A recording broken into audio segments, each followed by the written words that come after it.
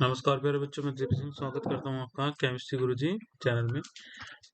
अभी हमारा जो लेक्चर है ये हमारा बीएससी फाइनल ईयर के लिए है और इसमें जो हम डिस्कस करने वाले हैं वो हमारे जो मल्टीपल चॉइस क्वेश्चन है ये नहीं डिस्कस करने वाले हैं। और ये हमारा शुरुआत हो रही है चैप्टर 2 से, thermodynamic and kinetic aspect of metal complex. और फर्स्ट क्वेश्चन जो है हमारे पास में ये है, cis and trans complex of the type PT A2X2 can be distinguished by. ठीक है, अब हमें ये बताना है इसमें कि किस टाइप का होगा ये। ठीक है, कि समपक्ष एवं विपक्ष संकुल यौगिकों की पहचान की जाती है किसमें, क्रोमिल क्लोराइड परीक्षण में, या फिर कार्बिलैमिन टेस्ट में, या फिर कोरोनाकोप टेस्ट में, या फिर रिंग टेस्ट में। तो इसका जो हमारे पास में ऑप्शन है जो इनकी पहचान की जाती है ये हमारे पास में ऑप्शन सी है। ठीक है, कोरोनाकोप टेस्ट में ही इनकी पहचान की जाती है। क्वेश्चन 2 की बात करेंगे, which of the following octahedral complex will have the maximum enthalpy of hydration, कि इनमें से जितने हमारे पास में कंपाउंड दिए गए हैं इनमें से मैक्सिमम एंथैल्पी किसकी है। ठीक है, अब इनकी चार्ज की बात करेंगे, हर किसी पे चार्ज सेम है। ठीक है, तो इनमें जो सबसे ज्यादा एंथैल्पी होती है किसकी होती है, वो होती है हमारे पास में वेनेडियम की। ठीक है, वेनेडियम की होती है। क्यों? क्योंकि साइज में कैसा हो जाएगा इनमें सबसे छोटा।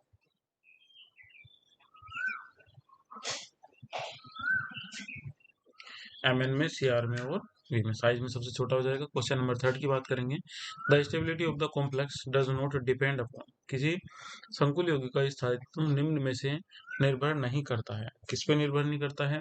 तो ये हमारे पास में है संकुल के द्रव्यमान पर। जो हमारे पास में बी पॉइंट है ये हमारा कैसा है, बिल्कुल एकदम सही है। बात करेंगे नेक्स्ट क्वेश्चन की, तो नेक्स्ट क्वेश्चन हमारे पास में है question number 4, chelate effect is due to, कि जो चिलेट प्रभाव होता है वो किस रीजन से होता है। ठीक है, तो इसका जो सबसे मेनली रीजन है वो ये होता है इसमें predominantly due to enthalpy change. ठीक है, इसका जो रीजन है ये होता है हमारे पास में, ये मुख्य रूप से एंट्रोपी में चेंज के कारण होता है। क्वेश्चन नंबर 5 की बात करेंगे, trans effect of explained by, जो ट्रांस इफेक्ट की व्याख्या, ट्रांस प्रभाव की व्याख्या निम्न द्वारा की जाती है। अब कौन करेगा ट्रांस प्रभाव की व्याख्या? तो ट्रांस प्रभाव की व्याख्या ध्रुवीकरण का सिद्धांत करता है। क्वेश्चन नंबर 6 की बात करेंगे, stability constant of complex are determined by which of the following method. ठीक है, ये हमारे पास में है कितना, क्वेश्चन नंबर 6, कि संकुल यौगिक को स्थायित्व स्थिरांक में से किस विधि द्वारा ज्ञात किया जाता है। तो ये हमारे पास में ज्ञात किया जाता है पीएच मापी विधि के द्वारा। ठीक है, तो इसे हम क्या काम करते हैं, पीएच मापी विधि के द्वारा ज्ञात करते हैं, जो हमारे पास में ये वाला मेथड हमारा है। बात करेंगे क्वेश्चन नंबर 7 की। अब ये क्वेश्चन नंबर 7 हमारे पास में कई बार आया हुआ है, इंपोर्टेंट भी है।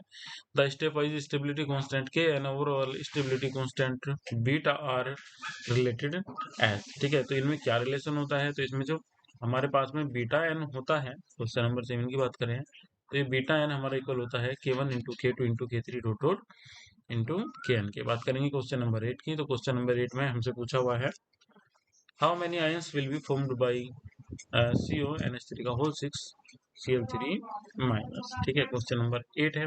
तो क्वेश्चन नंबर 8 में हमारे पास में क्वेश्चन नंबर हमारा ऑप्शन नंबर 4 हमारा कैसा है, सही है। ऑप्शन नंबर हमारा 4 कैसे सही है, इस बात को आप डिस्कस आराम से कर सकते हैं। जब ये ब्रेक होगा तो जो आयन बाहर हैं Cl3, ये 3 के 3 Cl माइनस आयन बाहर हो जाएंगे और एक आयन हमारे पास में ये बचेगा CONH3 का whole 6 out of bracket 3 plus, तो एक ये और 3 ये। बात करेंगे क्वेश्चन नंबर 9 की, तो क्वेश्चन नंबर 9 हमारे पास में है, the reaction of PtCl4 2 minus with 2 equivalent of ammonium products. ठीक है, अब प्रोड्यूस। ठीक है, इसमें हमसे पूछा गया है कि PtCl4 2 माइनस की अमोनिया के दो तुल्यांकों की अभिक्रिया से बनेगा। ठीक है, तो इसमें हमारे पास में बनेगा सिस प्लेटिनियम NH3 का होल ट्वाइस Cl2। बात करेंगे क्वेश्चन नंबर 10 की, तो क्वेश्चन नंबर 10 में हमसे पूछा गया है, when a monodentate ligand is displaced by a cyclic ligand then complex becomes.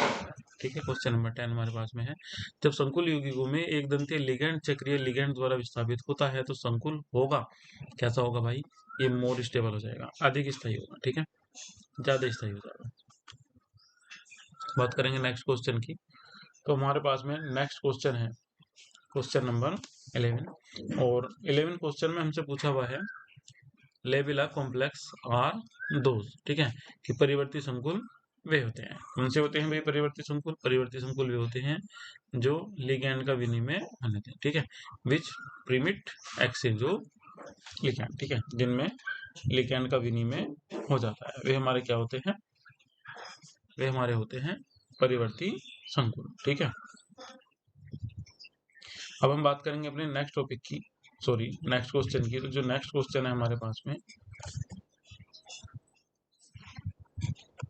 Next question है हमारे पास में, विच one of the following complex ion has the highest stability constant eight 298 kelvin, ठीक है, निम्नलिखित संकुल आयनों में से किसका 298 केल्विन पर उच्चतम स्थायित्व स्थिरांक होता है? 12th क्वेश्चन की हम बात कर रहे हैं।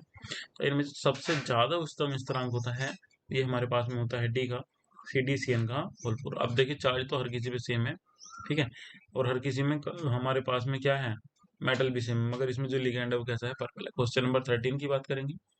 विच one of the following complex ion show more stability, कि निम्न में से कौन सा संकुल आयन अधिक स्थायित्व प्रदर्शित करता है? तो क्वेश्चन नंबर 13 में हमारे पास में बी आ जाएगा, ये वाला, ठीक है।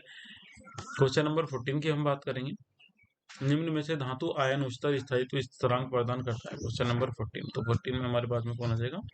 डी आ जाएगा। अगर क्वेश्चन नंबर 13 में ये प्रॉब्लम है कि संकुल आयन अधिक स्थायित्व प्रदान करता है, सबसे अधिक स्थायी कौन होगा, ठीक है, तो सबसे पहले तो आप ये चेक करके देखेंगे कि इनमें से हर किसी में आयन कैसा है? सेम है, इधर Fe, इधर भी Fe, इधर भी Fe, इधर भी Fe, आयन सेम है। चार्ज की बात करेंगे, चार्ज भी हर किसी में Fe के ऊपर जो चार्ज है वो +3 है। बस अब हमें ये देखना था कि लिगेंड सबसे ज्यादा स्ट्रॉन्गेस्ट इसमें कौन सा है, तो C2O4 है इसमें, इस वजह से कैसा हो जाएगा? सबसे अधिक स्थायी हो जाएगा। बात करेंगे क्वेश्चन नंबर 15 की, जब वहन PtCl3NH3 out of bracket minus react with C2H4 the product is के साथ अभिक्रिया करता है तो उत्पाद बनाता है, ठीक है, अगर उत्पाद करेगा तो ये हमारे पास बना देगा सिस PtCl2NH3C2H4, ठीक है। क्वेश्चन नंबर 15 की बात करेंगे, सॉरी 16 की, the electrostatics polarization theory of trans effect was produced by, ठीक है, कि जो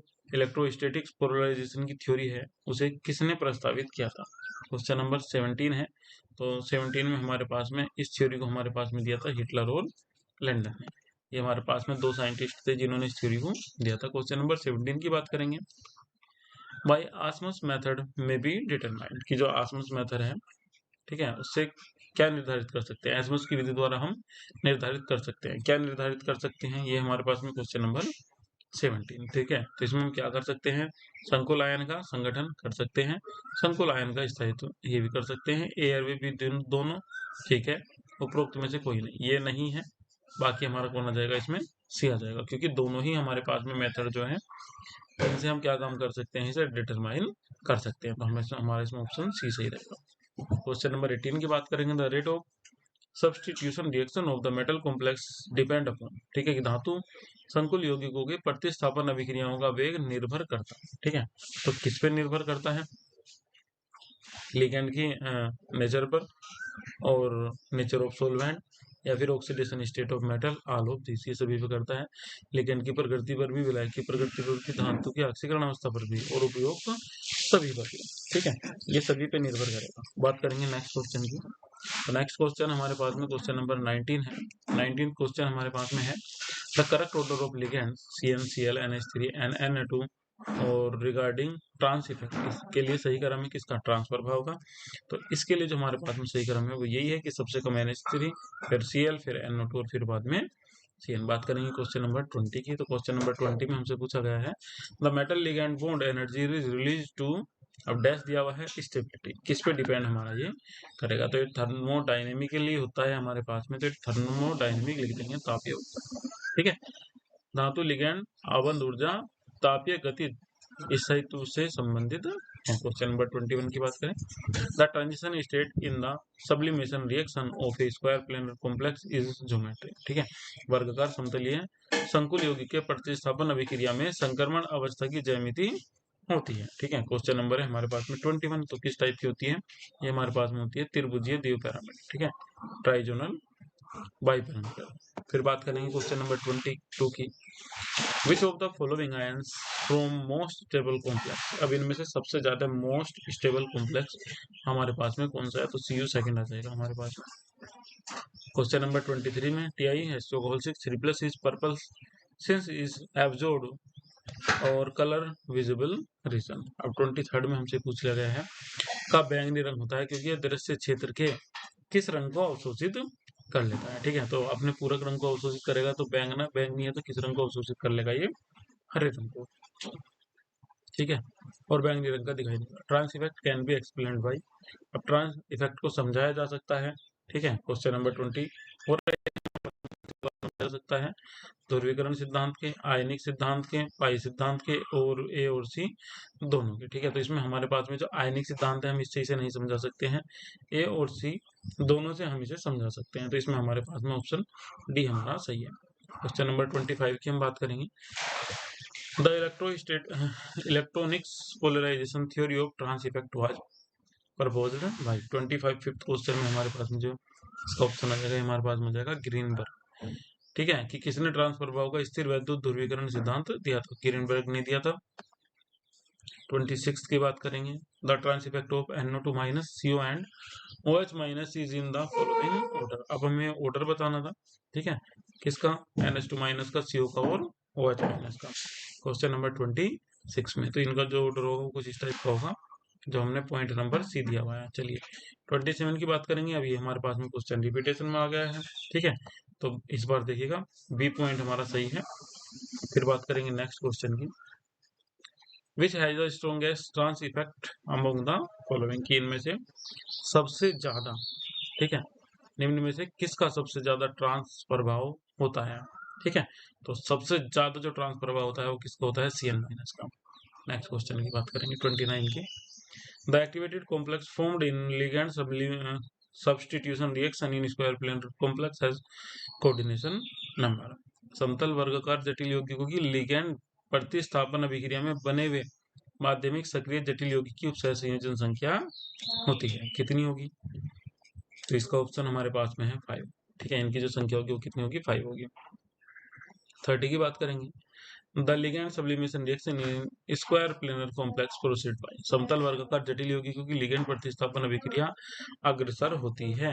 अग्रसर होती है तो ये हमारे पास में है SN2 मैकेनिज्म में। ठीक है, question number 31। The cyanide complex of which transition metal ion is more stable. ठीक है, इनमें से कौन सा सबसे ज्यादा स्टेबल है? तो इसमें हमारे पास में Cu2+ आ जाएगा। ठीक है, किस संक्रमण धातु आयन का साइनाइड जटिल यौगिक सबसे अधिक स्थायी होता है? तो Cu2+ का हो जाएगा। 32 की बात करेंगे। The stable complex are formed by the ligand which है। ठीक है, स्थायी जटिल यौगिक उन लिगैंडों द्वारा बनते हैं जिनका होता है, क्या होता है? लेजर बेसिक कैरेक्टर, बल्कि नेचर, लार्जर साइज या फिर हायर चार्जर। ठीक है, ये हमारे पास में है क्वेश्चन नंबर 32। तो इसमें हम बात करेंगे किसकी? Higher charger. ठीक है, तो ये हमारा ऑप्शन इसका सही है। क्वेश्चन नंबर 33 में आ जाएंगे। The formation constant beta and dissociation constant K of the complex compound are release as. ठीक है, तो ये हमारे पास में क्वेश्चन नंबर कौन है? 33 है। हमसे पूछ लिया गया है कि वे जो स्थिरांक या जो हमारे पास में है रचना स्थिरांक वे एक दूसरे से किस प्रकार से रिलेटिव होते हैं, किस प्रकार से संबंधित है? तो क्वेश्चन नंबर 33 में जो बी है वो इक्वल होता है किसके? 1/k के। तो ये हमारा ऑप्शन सही है, इसमें ए है। क्वेश्चन नंबर 34 की बात करेंगे। The stability constant of complex compound is also known as. जटिल यौगिकों के स्थायित्व स्थिरांक को निम्न भी कहते हैं। क्या कह सकते हैं भाई? हम इन्हें कह सकते हैं क्या? Formation constant. Question number 35। Stability constant of complex determined by the following methods. की जटिल यौगिकों का स्थायित्व स्थिरांक निम्न विधि से ज्ञात किया जा सकता है। किस विधि से हम ज्ञात कर सकते हैं? पीएच मैट्रिक मेथड से। सी ऑप्शन हमारा इसका क्या है? एकदम सही है। 36 में बात करेंगे। Rate of sublimation reaction in metal complex depend upon. जटिल यौगिकों में प्रतिस्थापन क्रिया की गति निम्न पर निर्भर करती है। हम ये हमारे पास में 36 किस पे निर्भर करती है भाई? Charge on the metal ion, अच्छा nature of ligand, solvent, all of दो सभी पे निर्भर करेगी। 37 की बात करेंगे, trans effect is explained by, कि ट्रांस इफेक्ट की व्याख्या कौन करता है, एक्सप्लेन्ड इसे कौन करता है, ठीक है। तो इसे जो एक्सप्लेन करता है वो इसे एक्सप्लेन करता है पोलराइजेशन थ्योरी। बात करेंगे 38 में, which ligand has greater trans directing effect than CO, निम्न में से कौन लिगेंड CO से अधिक ट्रांस प्रभाव प्रदर्शित करता है, ठीक है। क्वेश्चन नंबर 38 है, तो इनमें CN इस वाले प्रभाव को ज्यादा प्रदर्शित करेगा। बात करेंगे किसकी, क्वेश्चन नंबर नेक्स्ट की। तो नेक्स्ट हमारे पास में क्वेश्चन नंबर 40 है, the term level and inert for complex is about their. Question number 40 हमारे पास में है, तो इसमें हमारे पास में आ जाएगा, ठीक है, क्वेश्चन नंबर 40 में हमारे पास में आ जाएगा काइनेटिक स्टेबिलिटी। जटिल यौगिकों के संबंध में लेबल एवं निष्क्रिय शब्द उनकी निम्न स्थायित्व को व्यक्त करते हैं, किसको, गतिकीय स्थायित्व को। 41 की बात करेंगे, with the increase in trans effect of ligand the rate of sublimation reaction, की लिगैंड के ट्रांस प्रभाव बढ़ने के साथ प्रतिस्थापन क्रिया की दर बढ़ता है या फिर घटता है, न बढ़ता है न घटता है, ए और बी दोनों। तो इसमें हम बात करेंगे तो क्या होता है, बढ़ जाता है। क्वेश्चन नंबर 42 की बात करेंगे, the stability constant of complex gives an idea of its kinetic stability, thermodynamic stability, metal ion stability, ligand stability। जटिल यौगिकों का स्थायित्व स्थिरांक प्रकट करता है उनकी, किसे प्रकट करता है भाई, गतिकीय स्थायित्व को या फिर भी ऊष्मा गतिकीय स्थायित्व को, बिल्कुल सही है, थर्मोडायनामिक्स स्टेबिलिटी को ही ये इसमें शो करता है। क्वेश्चन नंबर 43 में आ जाएंगे हम। अभी हमारे पास में फिर क्वेश्चन रिपीट हो गया है, ठीक है, इस बार हमें डॉट डॉट लगा के दिया हुआ है, इस बार भी हमारा ऑप्शन इसमें एकदम सही आ जाएगा, इंपोर्टेंट क्वेश्चन है। 44 की बात करेंगे तो 44 क्वेश्चन हमारे पास में, the stability of a complex depend upon nature of metal, nature of ligand, concentration, all of those. तो इसमें हमारे पास में ऑल ऑफ दोज हो जाएगा, सभी पे ही डिपेंड करेंगे। 45 में बात करेंगे, which of the following ligand has greater trans directing effect than CO, तो ये हमने अभी पढ़ा था, इसमें हमारे पास में कौन आ रहा था, CN आ रहा था 45 में। 46 की बात करेंगे, trans effect is explained by, अब ट्रांस इफेक्ट को किसने एक्सप्लेन किया था, ये क्वेश्चन भी हम नहीं, एक्सप्लेन बाय कौन सी थ्योरी एक्सप्लेन करती है इसे, पोलराइजेशन थ्योरी करती है। क्वेश्चन भी कई बार हमारे पास में आ गया, इंपोर्टेंट हो गया। 7, with the increase in trans effect of ligand the rate of reaction, ligand के ट्रांस प्रभाव की वृद्धि से क्रिया की गति घटती है या फिर बढ़ती है। अब इसमें हमारे पास में जो ऑप्शन है वो क्या है, बढ़ती है, अभी हमने 2 मिनट पहले पढ़ा था, बढ़ती है। 48 क्वेश्चन की हम बात करेंगे, trans effect is used in preparation of the following complex. तो 48 क्वेश्चन में हमसे पूछा हुआ है कि ट्रांस प्रभाव का प्रयोग निम्न जटिल यौगिकों के निर्माण में किया जाता है। ए है हमारे पास में सिस एवं ट्रांस, बी है हमारे पास में केवल सिस, सी है केवल ट्रांस, और डी है इनमें से कोई नहीं। तो हम एक ही बात करेंगे, सिस और ट्रांस दोनों में किया जाता है इसका। 49 की बात करेंगे, the stability constant of complex can be determined by the following method, जटिल यौगिकों का स्थायित्व स्थिरांक निम्न विधि से ज्ञात किया जा सकता है, स्पेक्ट्रोस्कोपी, बी पीएच घुलनशीलता, डी आयतन मापी। तो इसमें हमारे पास में बी ऑप्शन सही है कि जो पीएच मैट्रिक है उससे हम इनका पता लगा सकते हैं। क्वेश्चन नंबर 50 की बात करेंगे, वर्ग समतलीय जटिल यौगिकों में प्रतिस्थापन अभिक्रिया विधि से होती है। तो इसमें हमारे पास में SN2, ये क्वेश्चन भी हमारे पास में पहले से ही आया हुआ था। चलिए अब हम चलते हैं अपने नेक्स्ट चैप्टर में। नेक्स्ट चैप्टर हमारे जो पास में है वो है हमारे पास में magnetic properties of transition metal complex, ठीक है। तो नेक्स्ट चैप्टर हमारे पास में है magnetic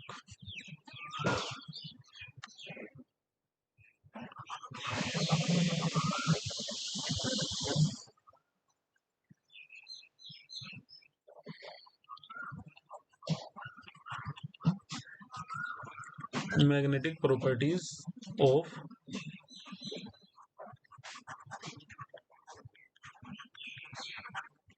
transition metal complex.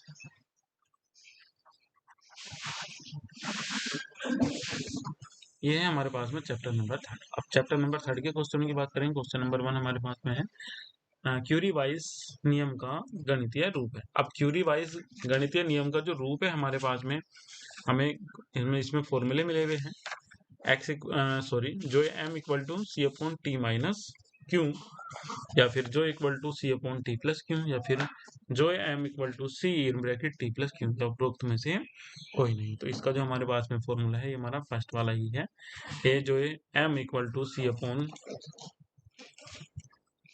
T minus Q. ठीक है, नेक्स्ट क्वेश्चन की बात करते हैं। नेक्स्ट क्वेश्चन हमारे पास में है क्वेश्चन नंबर 2।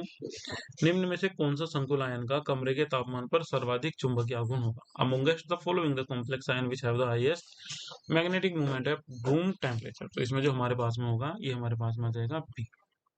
ठीक है, ये हमारे पास में बी आ जाएगा, FeCN का होल 6 3 माइनस। क्वेश्चन नंबर 3 बात करेंगे। The plot of joy versus T where joy is molar magnetic susceptibility and T is the temperature of paramagnetic complex which strictly follow Curie equation is। अनुचुंबकीय संकुल के लिए जो Curie समीकरण का पालन करता है उसके लिए जो तथा T का आलेखन होगा किस टाइप का होगा? ए होगा, बी होगा, सी होगा, या फिर डी होगा? तो इसमें हमारा ए टाइप का होगा, ग्राफ पहले बढ़ा हुआ होगा और फिर उसके बाद में धीरे धीरे घटना शुरू हो जाएगा। क्वेश्चन नंबर 4 की बात करेंगे। Spin only mu s formula the magnetic movement is given bye. अब जो स्पिन ओनली, अब मैग्नेटिक मूवमेंट हम कौन से सूत्र के लिए इसमें लेते हैं? चुंबकीय आघूर्ण के लिए केवल चक्रण म्यूएस का सूत्र होगा। तो इसके लिए हमारे पास में ये वाला फॉर्मूला होता है √4s(s+1)pm। बात करेंगे किसकी? क्वेश्चन नंबर 5 की। LS coupling is related to. अब एलएस कपलिंग किससे संबंधित है? ये हमारे पास में क्वेश्चन नंबर 5 है। किसने दिया था इसे? तो इसे रसल और सैंडर्स ने दिया था। तो जिन्होंने दिया था उन्हीं से ही संबंधित हो जाएगा। जे की वैल्यू होती है, अब जे की वैल्यू कितनी होती है? जे की वैल्यू हमारे पास में इन दोनों में से कोई सी हो सकती है। इसके लिए कंडीशन है L-S हो सकती है या फिर L+S भी हो सकती है। ये देखेंगे कि जो ऑर्बिट हमारे पास में है, ऑर्बिटल हमारे पास में है, वो फुल फील्ड है या फिर हाफ फील्ड है। अगर हाफ फील्ड से ज्यादा है या फुल फील्ड है तो उसकी वैल्यू L+S या इस टाइप से इसमें करके आता है, इसे एक बार देख लेंगे। मगर इसकी जो वैल्यू होगी वो L+S और L-S होगी। क्यों? क्योंकि ये इन पर ही डिपेंड करता है। बात करेंगे नेक्स्ट क्वेश्चन की। तो नेक्स्ट क्वेश्चन है हमारे पास में question number 8। The magnetic susceptibility of diamagnetic substance is.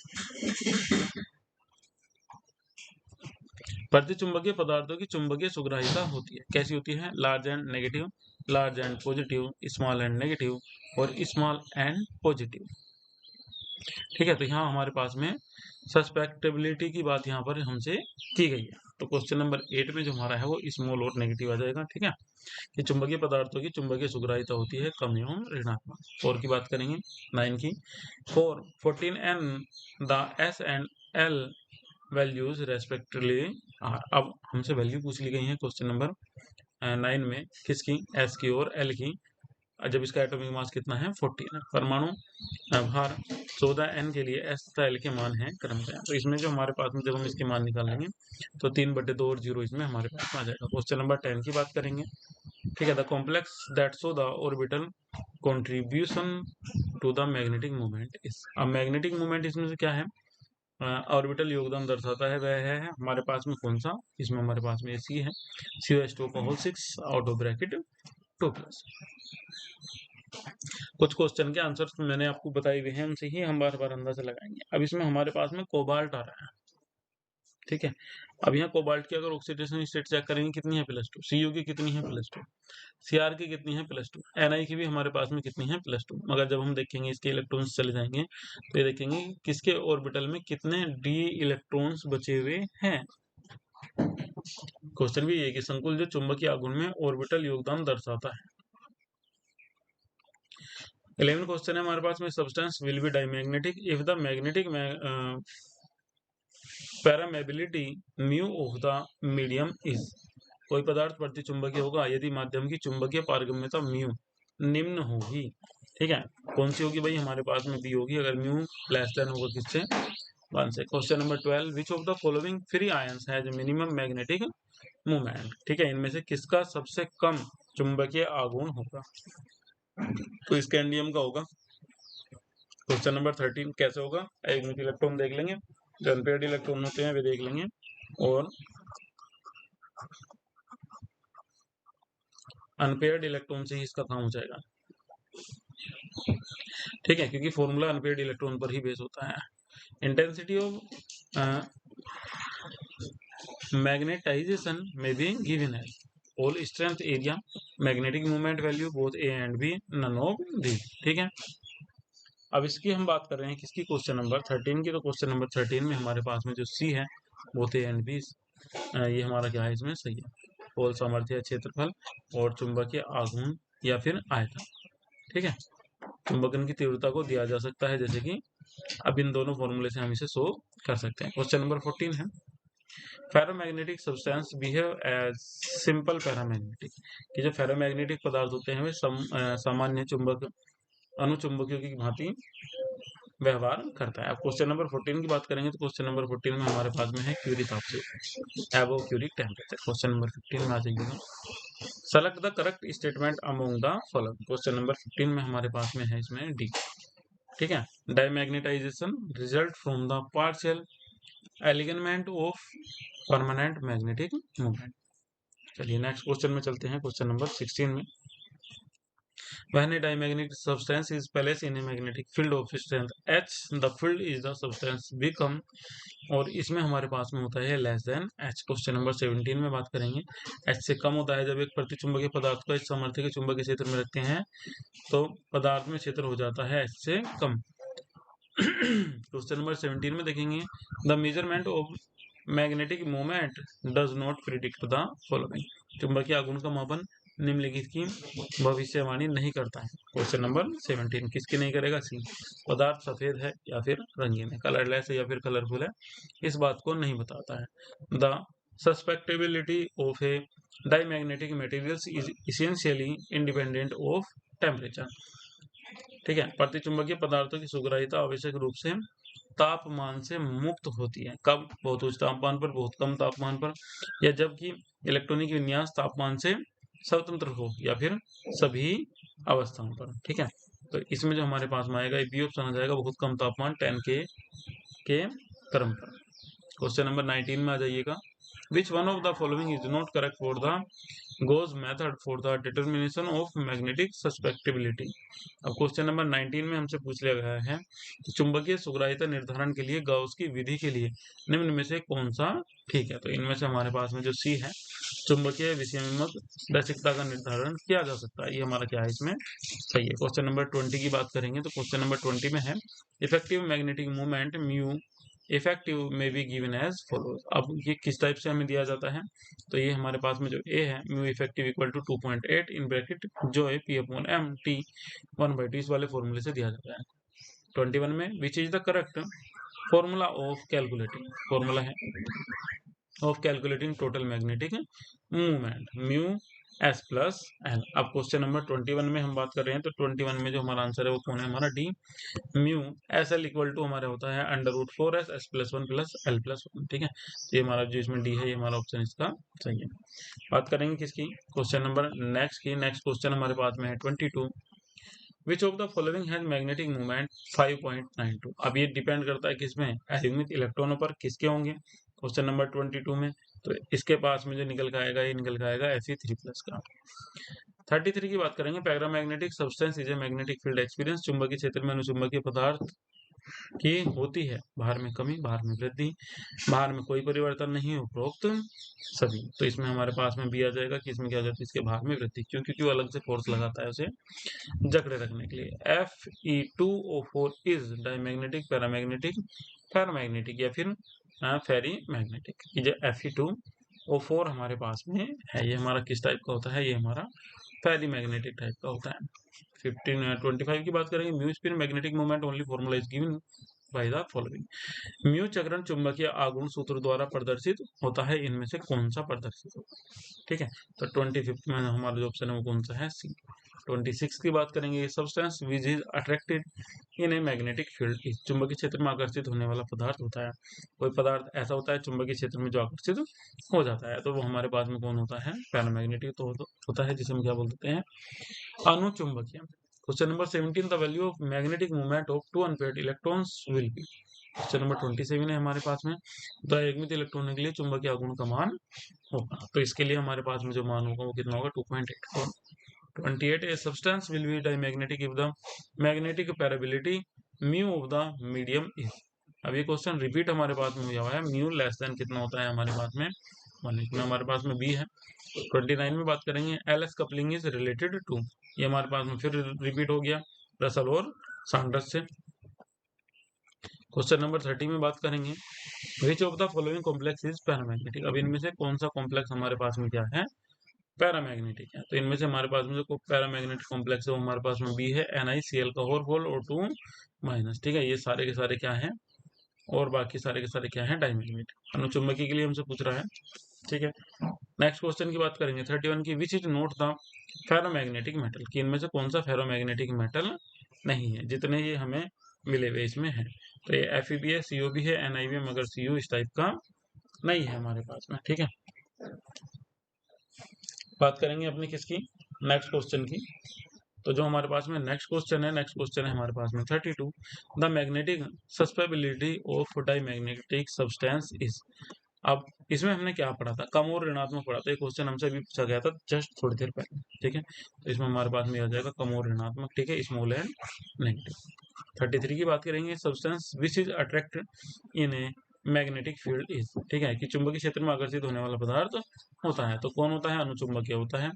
ठीक है, अब हमारे पास में 33 का आंसर हमारे पास में क्या है, बी है, चुंबकीय क्षेत्र में आकर्षित होने वाला पदार्थ होता है a substance which is attract in a magnetic field. ठीक है, अब चुंबकीय क्षेत्र में जो आकर्षित होगा वो क्या होगा, प्रतिकर्षित, हाँ अनुचुंबकीय होगा। ठीक है, इसका ऑप्शन हमारा यही है, वो कैसा होगा हमारा, अनुचुंबकीय होगा। फिर इसके बाद में हमारे पास में क्वेश्चन नंबर 34 है।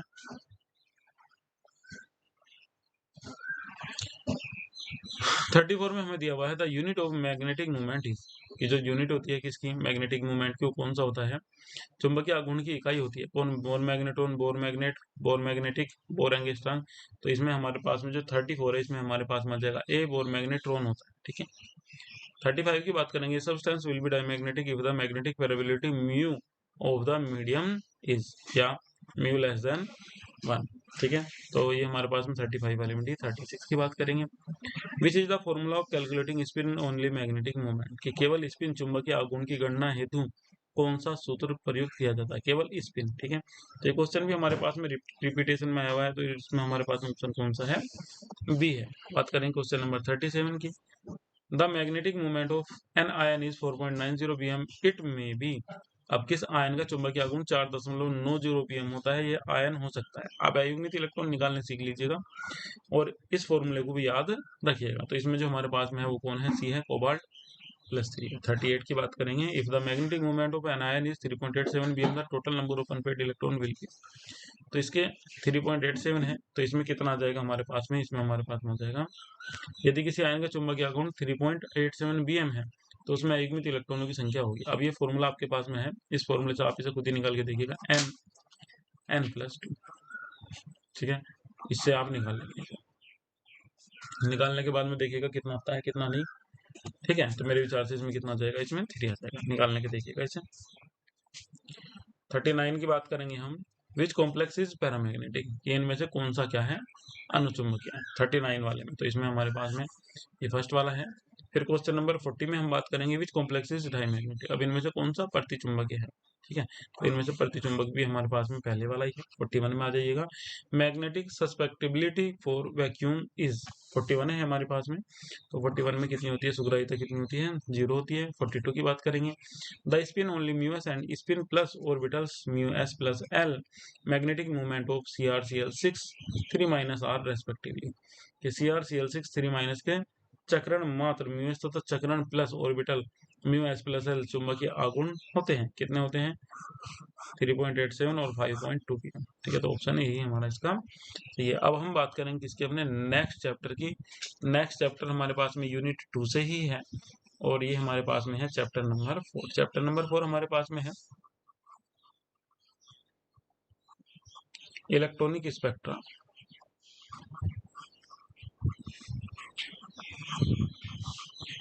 ऑफ ट्रांजिशन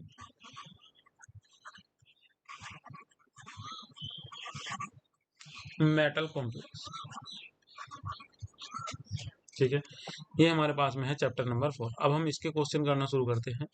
क्वेश्चन नंबर 1 में हमारे पास में इसमें आया हुआ है the electronic ground state of chromium ion Cr Cn का होल 6 4 माइनस इज। अब ये हमारे पास में हमें ये बताना है कि इसके लिए किसके लिए Cn का होल 6 4 माइनस के लिए इलेक्ट्रॉनिक मूल अवस्था ट्रम क्रोमियम के लिए होगा कितना होगा। ठीक है, तो इसके लिए हमारे पास में होगा 5d।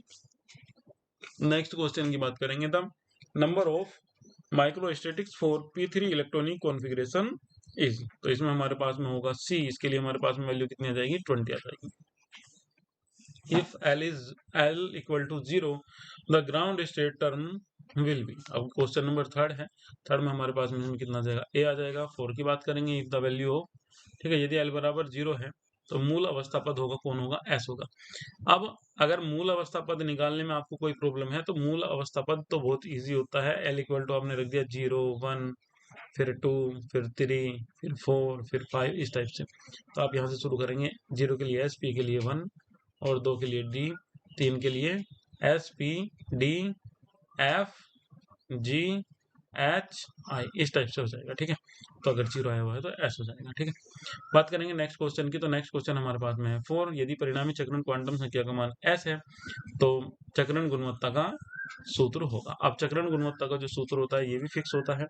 ठीक है, ये हमारे पास में होता है 2s+1। फिफ्थ में बात करेंगे निम्न में से कौन सा सूत्र हमारे पास में सही है। तो इसे आप एक बार ध्यान से देखिएगा क्वेश्चन नंबर 5 को। ये वाला सूत्र अभी थोड़ी देर पहले ही हमने पढ़ा था, तो ये वाला सूत्र हमारा क्या है सही है। नेक्स्ट पिछले वाले चैप्टर में भी था हमारे पास में। क्वेश्चन नंबर 6 की बात करेंगे CrCl का होल 6 3 माइनस के चक्रण μs का चक्रण प्लस ऑर्बिटल μs+l चुंबकीय आघूर्ण क्रम से है। अब ये भी हम अभी थोड़ी देर पहले ही पढ़ चुके हैं। ठीक है, तो मगर इस वाले में ये हमारा आंसर नहीं है। इस वाले में हमारा आंसर है ये 3.87 एंड 6.4 भी है, वैल्यू अलग हो जाएगी। द स्पिन ओनली ये नहीं है, ये वाला होगा हमारा। The spin only μs and spin plus orbitals μs+l magnetic movement of CrCl6 out of bracket 3 minus r respectively. Question number 7 की बात करेंगे तो Orgel diagram is generally used to explain the spectra of following transition metal complex। Question number 7 में हम आए थे, तो 7 में हमारे पास में हमसे पूछ लिया गया है कि टेट्राहेड्रल है, ऑक्टाहेड्रल है, बोथ ए एंड बी है या फिर स्क्वायर प्लेनर कॉम्प्लेक्स है। तो टेट्राहेड्रल और ऑक्टाहेड्रल दोनों होते हैं, तो इसमें हमारे पास में ऑप्शन सी सही आ जाएगा। ठीक है, निम्न संकरण धातु जटिल यौगिकों के स्पेक्ट्रा को प्रदर्शित करता है कौन, ए और बी, अष्टफल के बी और चतुष्फल के बी। क्वेश्चन नंबर 8 में in complex compound the electronic spectra is observed in the region, जैसे कि इंफ्रारेड है, विजिबल एंड इंफ्रारेड है, अल्ट्रावायलेट एंड इंफ्रारेड है। तो इसमें जो हमारे पास में है वो है हमारे पास में ऑप्शन डी जो हमारा सही है, विजिबल एंड अल्ट्रावायलेट, दृश्य तथा पैराबैंगनी।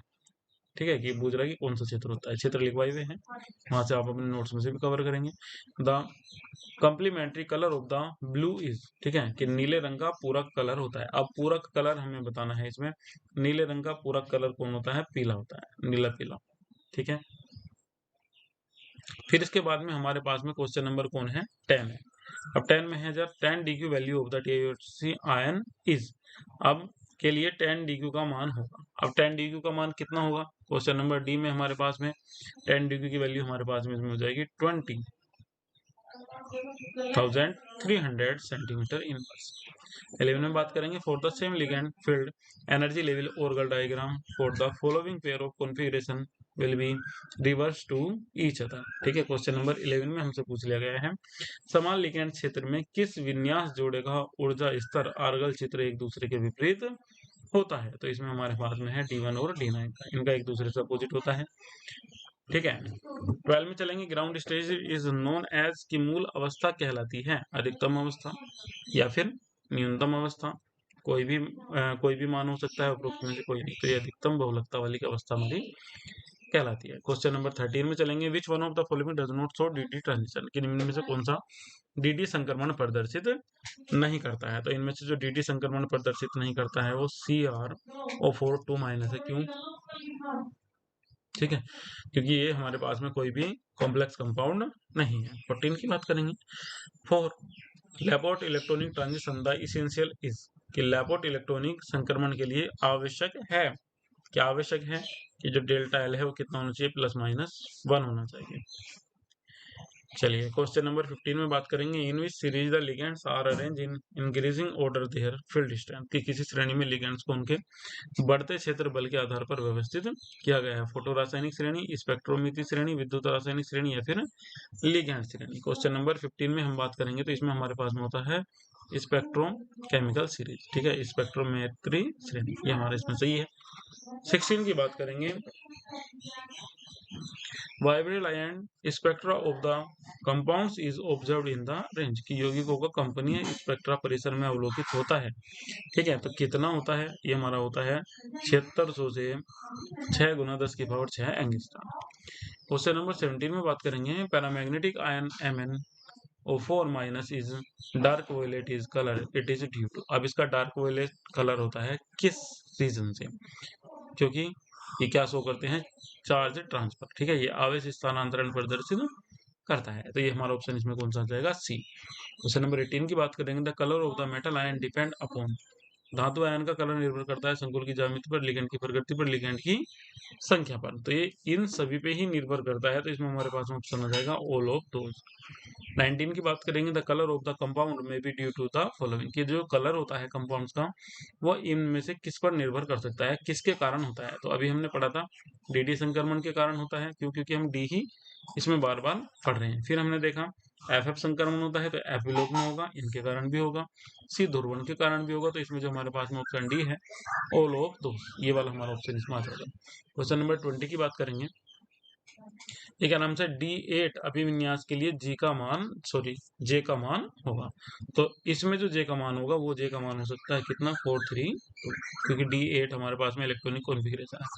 21 की बात करेंगे। The absorption spectra of TiS2 3+ complex ion is obtained for the following transition गया है कि संकुल आयन TiS2 3+ के लिए अवशोषण स्पेक्ट्रम निम्नलिखित संक्रमण से प्राप्त होता है। तो कौन से संक्रमण से प्राप्त होगा, 2T2G और 2EG से। बात करेंगे किसकी, क्वेश्चन नंबर 22 की।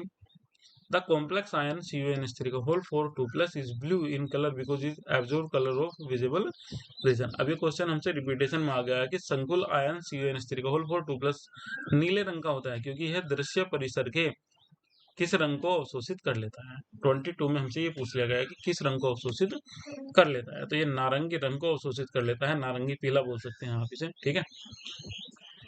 23 की बात करेंगे। विच is the ground turn off free metal ion of D3 configuration कि D3 अभिविन्यास के मुक्त धातु आयन का मूल पद कौन सा है। 23 में हम बात कर रहे हैं इसकी, तो इसमें जो मूल पद हमारे पास में होता है वो होता है हमारे पास में 4F3/2।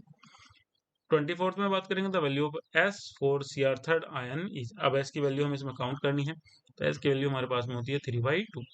25 में चलेंगे। 25 में हमारे पास में है Orgel diagram are use to explain the spectra of the following transition metal complex की आर्गल आरेखों का उपयोग निम्नलिखित संक्रमण धातु संकुल यौगिकों के स्पेक्ट्रा की व्याख्या के लिए किया जाता है। किसके लिए किया जाता है, इसमें हमें बी और सी दिए हुए हैं डी ऑप्शन में 25 में, तो ये हमारा सही है क्योंकि ये क्वेश्चन हमारे पास में रिपीटेशन में आया है। 26 में बात करेंगे। Which one of the following relation is for Laporte allowed transition कि निम्न में से कौन सा संबंध लैपोर्ट अनुमत संक्रमणों के लिए है। तो इनमें से डेल्टा एल इक्वल टू +-1 ये हमारे पास में है क्वेश्चन नंबर 26। चलिए क्वेश्चन नंबर 27 की बात करेंगे। Which one of the following statement is correct निम्नलिखित में से कौन सा कथन हमारा क्या है सही है। तो D1 और D9 के लिए मूल अवस्था पद कैसे होते हैं, समान। मूल अवस्था पद समान होते हैं और जब इनका स्ट्रक्चर बनाएंगे तो अपोजिट हो जाएगा। निम्नलिखित में से कौन सा संक्रमण दृश्य परिसर में होता है। अब दृश्य परिसर के अंतर्गत इनमें से कौन सा आ जाएगा, ये हमसे पूछ लिया गया है। तो DD ट्रांजिशन ही ऐसा है जो दृश्य परिसर के अंदर आता है, जिसे हम देख भी सकते हैं। फिर इसके बाद में हमारे पास में है 29 the electronic spectra of CuH2 out of bracket 2+ complex ion given absorption band at 12,000 centimetre inverse it is equal to the following. अब ये किसके इक्वल होता है, ये क्वेश्चन हमसे पूछ लिया गया है। अभी अभी 10 DQ पूछा गया था, ठीक है, वो किसके इक्वल होता है 12,000 के। अब 29 में हमसे अपोजिट करके पूछ लिया है इन्होंने, तो 29 में हमारे पास में ये बी आ जाएगा, 10 DQ के इक्वल हो जाएगा, ठीक है, ये वाला ऑप्शन। 30 में हम बात करेंगे which one of the following is a negative ligand. अब इनमें से नेगेटिव लिगैंड कौन सा है, ठीक है, एथिन है। अब एथिन हमारे पास में क्या होता है, C2H4 होता है। कार्बन डाइऑक्साइड है, CO2 है, ये भी नहीं है, ये भी नहीं। अब हमारे पास में ये बच गया कौन, चक्रीय पेंटाडाई एनिल, और इनमें से कोई नहीं। अब ये चक्रीय पेंटाडाई डाई बाई एल, तो ये भी नहीं होना चाहिए। इसमें हमारे पास में जो ऑप्शन आ जाएगा किसमें, 30 में हमारे पास में ऑप्शन आ जाएगा C, चक्रीय पेंटाडाई एनिल, ठीक है। ऐसे का फॉर्मूला जरूर देख के जाइएगा एक बार, पेंटाडाई एनिल का किस टाइप का होता है, ठीक है। तो इसमें हमारे पास में यही ऑप्शन है C। बात करेंगे क्वेश्चन नंबर 31 की, the 10 DQ value centimetre inverse force इतना एंड इतना complex ion are and respectively. अब 10 DQ में वैल्यू कितनी कितनी है ये हमें बताना है। तो इसमें हमारे पास में इसकी पहले की वैल्यू होगी कितनी, 23,300, और लास्ट वाली हो जाएगी 34,000। बात करेंगे किसकी, क्वेश्चन नंबर 32 की, D3 निकाय के लिए चक्रण गुणवत्ता का मान होता है, ठीक है, कि ये बताना है कि multiplicity the spin multiplicity for D3 system इस कितना हो जाएगा। तो इसके लिए हमारे पास में जो वैल्यू हो जाएगी इसकी वो कितनी हो जाएगी, 4 हो जाएगी। 33 की बात करेंगे। अब 33 में हमारे पास में फिर ऑप्शन में हमें रिपीट हो गया। 34 की बात करेंगे, the number of microstatics for P4 configuration, ठीक है। अब इसमें जो हमारे पास में है ये ऑप्शन हमारे पास में क्या जाएगा 15 है, कि P4 विन्यास के लिए सूक्ष्म अवस्थाओं की संख्या है, कितनी है हमारे पास में 15 है। The Mulliken symbol for S energy term is, S ऊर्जा पद के लिए मुलिकिन अंगन है। 35 में हमारे पास में कौन आ जाएगा, 35 में हमारे पास में आ जाएगा B, T1। 36 की बात करेंगे, the complementary colour of blue, नीले रंग का कॉम्प्लीमेंट्री कलर होता है, ठीक है, 36 में। तो कॉम्प्लीमेंट्री कलर होता है हमारे पास में कौन सा, रेड। 37 की बात करेंगे, for the same ligand field of energy level diagram for the following pair of configuration will be reverse of each other, अब वन ऑन। 37 वाले में हमारे पास में डी। बात करेंगे क्वेश्चन नंबर 38 की, if the term symbol is 2s+1 then the possible term of D configuration will be, यदि यह प्रतीक L यह पद प्रतीक है तो D माइनस, ठीक है, D माइनस विन्यास के लिए संभावित पद होंगे। अब D माइनस के लिए संभावित पद कितने होंगे, इसमें हमें वैल्यू रखनी होगी, तो इसमें हमारे पास में ये निकल जाता है क्वेश्चन नंबर हमारा, जिसमें हमारा ऑप्शन 3 है, ये हमारा सही है। 39 वाले क्वेश्चन में हम बात करेंगे, in which series the ligands are arrange in increasing order of their field strength, की किस श्रेणी में लिगेंड्स को उनके बढ़ते हुए क्षेत्र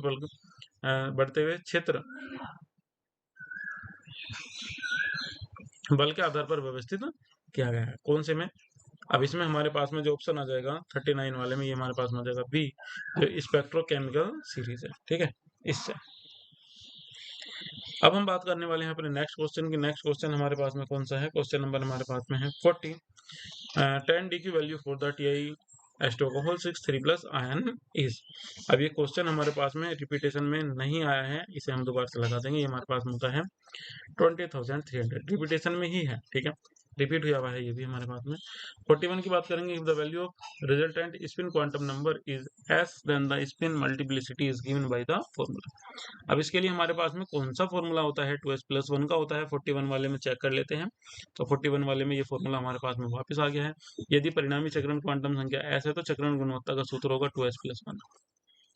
42, which type of complex have no centre of symmetry. अब किस प्रकार के जटिल यौगिकों में सेंटर ऑफ सिमेट्री नहीं होती है, चतुष्फलकीय में, अष्टफलकीय में, समतल वर्गाकार में, या फिर B और C दोनों में। क्वेश्चन नंबर 42 में हम बात करेंगे, तो इसमें हमारे पास में केवल टेट्राहेड्रल कॉम्प्लेक्स ही ऐसे होते हैं जिनमें ऐसा नहीं होता है।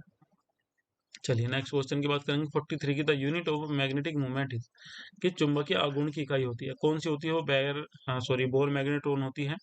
अब बोर मैग्नेट्रॉन हमारे पास में जो है इसमें कौन है, ऑप्शन B।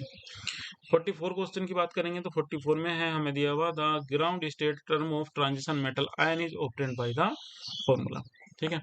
अब कौन से सूत्र से हम ज्ञात कर सकते हैं, तो ये हमारे पास में जो ऑप्शन है क्वेश्चन नंबर 44 में, ये हमारे पास में 2s+1 L × J।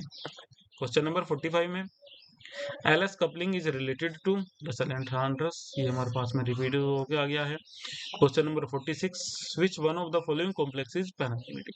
अब हमारे पास में कौन सा पैरामैग्नेटिक, अब याद रखिएगा पैरामैग्नेटिक वो होगा जिसके पास में अनपेड इलेक्ट्रॉन्स होंगे, और डाईमैग्नेटिक वो होगा जिसके पास में नहीं होंगे। अब ये जो हमारे पास में 46 है, इसमें जो हमारे पास में बी ऑप्शन है, ये तो क्वेश्चन रिपीटेशन का ही है, ठीक है, ये है। 47 में बात करेंगे for a D4 configuration if the all electrons are paired the spin multiplicity will be. यदि D4 विन्यास में सभी इलेक्ट्रॉन युग्मित हों तो उनकी चुंबकीय गुणकता क्या होगी। अब दोनों के दोनों ही कैसे हो जाएंगे, एक साथ में पेयर हो जाएंगे, तो इसकी जो चक्रण गुणकता होगी वो कितनी होगी, 1 हो जाएगी। The value of J is, अब J की वैल्यू कितनी होती है, ये क्वेश्चन रिपीटेशन में आ गया, L+S या L-S।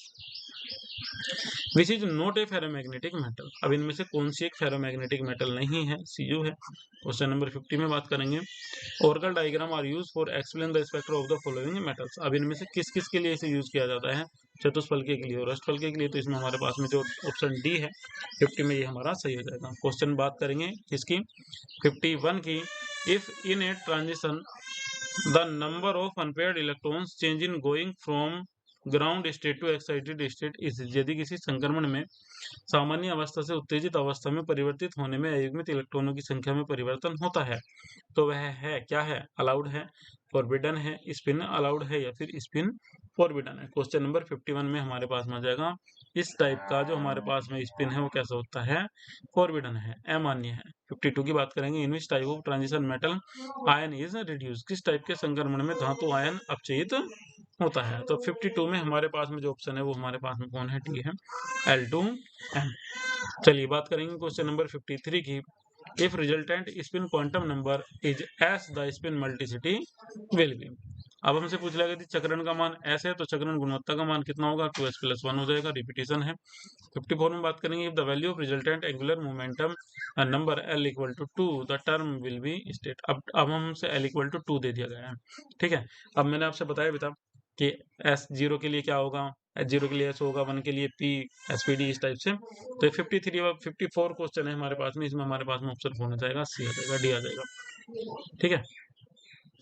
55 में बात करेंगे, if the term symbol is represented at 2s+1 Lj whereas J = L+S the possible term of D configuration will be. यदि टर्म प्रतीक को 2s+1 Lj जहां J = L+S से प्रकट किया जाए तो D डैश विन्यास के लिए संभावित टर्म होगा। क्वेश्चन नंबर क्या है हमारे पास में, 55। अब इसमें हमारे पास में क्वेश्चन नंबर 20 का एकदम सही है, ठीक है। 56 में बात करेंगे, which of the following transition show the reduce of metal. अब हमें ये बताना है कि निम्न में से कौन सा संक्रमण धातु आयन का अपचयन प्रदर्शित करता है, T2G Eg या फिर Eg to T2G M12 या फिर L2M। अब 56 वाले क्वेश्चन में हमारे पास में होगा लिगैंड कन्वर्ट हो रहा है किसमें, metal.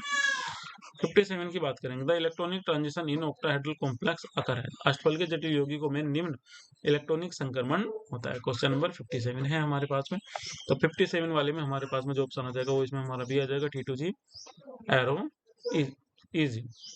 58 in a DD transition if there is no charge in azimuthal quantum number it is, ठीक है। यदि DD संक्रमण में दीर्घंशी क्वांटम संख्या में कोई परिवर्तन नहीं होता तो वह है लैपोर्ट अमान्य, लैपोर्ट मान्य अमान्य, लैपोर्ट आंशिक मान्य, फिर लैपोर्ट आंशिक अमान्य, ठीक है। तो इसमें हमारे पास में जो ऑप्शन है वो हमारे पास में कौन है, बी है।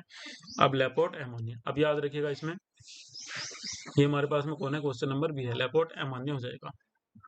क्वेश्चन नंबर 59 की हम बात करेंगे इसमें, तो 59 में हमारे पास में the term E is use for donate, कि ये टर्म का उपयोग किया जाता है निम्न को प्रदर्शित करने के लिए, सिंगलेट अवस्था, डबलेट अवस्था, ट्रिपलेट अवस्था, मतलब स्टेट आई हुई है हमारे पास में, और क्वाड प्लेट अवस्था। तो इसमें जो हमारे पास में है प्रदर्शित करने के लिए किया जाता है वो हमारे पास में होती है डबलेट स्टेट, डी ऑप्शन। ये वाला चैप्टर भी हमारा कंप्लीट हो गया है। अब हम बात करेंगे अपने नेक्स्ट चैप्टर की। नेक्स्ट चैप्टर हमारे पास में है यूनिट 3 से, और यूनिट 3 जो है हमारे पास में इसमें जो चैप्टर है ये हमारे पास में है ऑर्गेनो मेटेलिक कंपाउंड, ठीक है। जो हमारे पास में 3rd यूनिट है, 3rd यूनिट हमारे पास में कौन है, ऑर्गेनो मेटेलिक कंपाउंड। अब ऑर्गेनो मेटेलिक कंपाउंड में हम फर्स्ट क्वेश्चन देखते हैं इसका। निम्न में से किस धातु कार्बोनिल को गामा CO तनन आवृत्ति सर्वाधिक अधिक होगी? Amongst the following the metal carbonyl species having the highest stretching frequency. तो इसमें से जो सबसे ज्यादा होगी वो किसकी होगी? हमारे पास में Mn की होगी। लिगेंड हर किसी का सेम है, ठीक है, Mn की होगी। इसके बाद में सबसे ज्यादा अनपेयर्ड इलेक्ट्रॉन होते हैं। Identity the specific those obey the 18 electron rule from the following. निम्नलिखित में से वह स्पीसीज छांटी जो इलेक्ट्रॉन नियम का अनुसरण करती है। क्वेश्चन नंबर हमारे पास में कौन सा है? ये 2। तो 2 में जो हमारे पास में आ जाएगा, ये हमारे पास में आ जाएगा P। फिर क्वेश्चन नंबर 3 की बात हम करेंगे।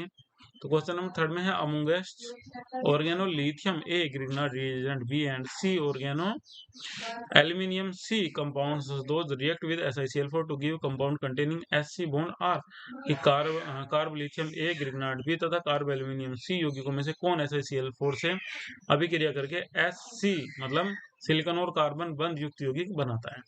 अब इसमें ऑप्शन हमारे पास में है A और B, या फिर B और C, या फिर A और C, या फिर B और A, B और C। अब सारे के सारे ऑप्शन हमें मिले हुए हैं, तो इसमें हमारे पास में जो ऑप्शन A है, केवल A और B ही ऐसे हैं जो बॉन्ड बनाएंगे। क्वेश्चन नंबर 4 है organolithium compound react with CO2 to give. अब जो ऑर्गेनोलिथियम कंपाउंड्स होते हैं जब वे CO2 से विक्रिया करते हैं तो वे क्या बना देते हैं? Carboxylic acid. 5th में हम बात करेंगे the effective atomic number of Ni in NiCO का whole 4 is. Effective atomic number के लिए एक रूल होता है इसमें EAN रूल, ठीक है। नोट्स में से EAN रूल को देख लेंगे और वहां से ही इन्हें हम कवर करेंगे, पता चल जाएगा हमारा इफेक्टिव एटॉमिक नंबर हमारा इसमें निकल के कितना आता है। क्वेश्चन नंबर 5 में हमारे पास में जो निकल के आएगा वो नेक्स्ट इनर्ट गैस के जैसा हो जाता है, तो इसमें इसका जो नंबर होगा एटॉमिक नंबर वो कितना हो जाएगा? 36 हो जाएगा।